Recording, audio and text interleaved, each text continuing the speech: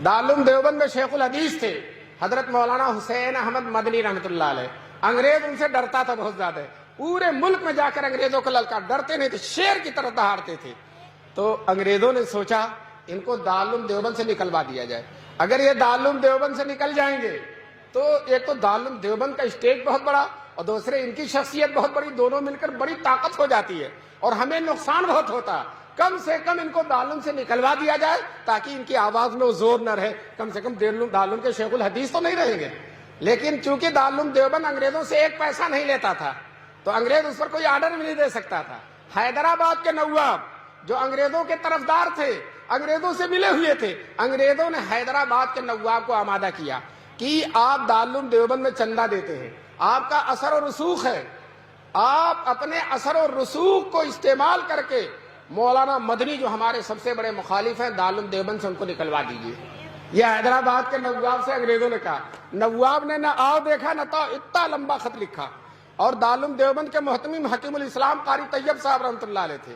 खत ये लिखा, मोहतमीम साहब को मालूम हो कि मौलाना मदनी को मदरसे से निकाल दिया जाए, अगर उनको नहीं निकाला जाएगा तो हम इतनी बड़ी रकम जो चंदे में देते बंद कर देंगे।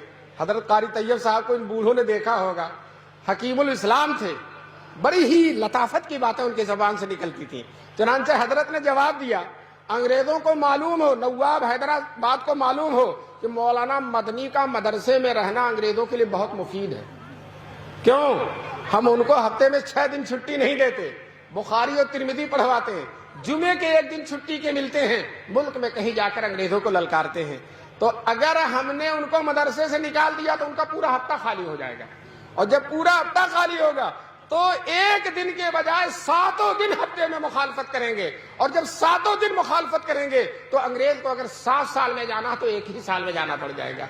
इसलिए अंग्रेजों की भी भलाई इसी में है कि शेर को पिंजड़े में बंद रखा जाए और मौलाना को मदरसे में। ये कारी तैयब साहब ने जवाब लिखा।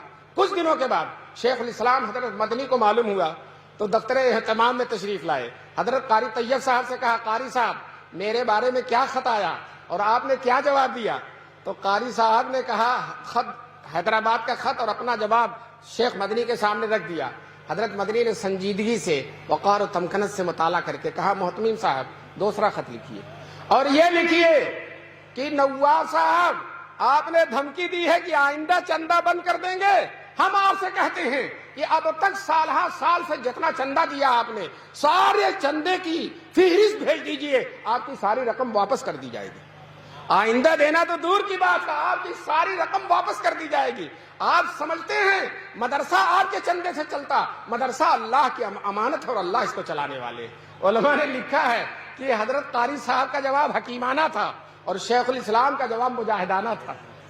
मैंने ये वाकया एक जगह सुनाया, वहां मौलाना अफजाल साहब जौहर कासमी जो इसी अतराफ के रहने वाले थे, जी वो मुझसे मोहब्बत फरमाते थे, वो खड़े हो गए मेरी तकरीर के बाद और कहा मौलाना ने, वो मौजूद थे, कहा मौलाना ने जो वाकया सुनाया वो हमारे ही जमाने में पेश आया था, जब वहां हम पढ़ते थे उसी जमाने में पेश आया था।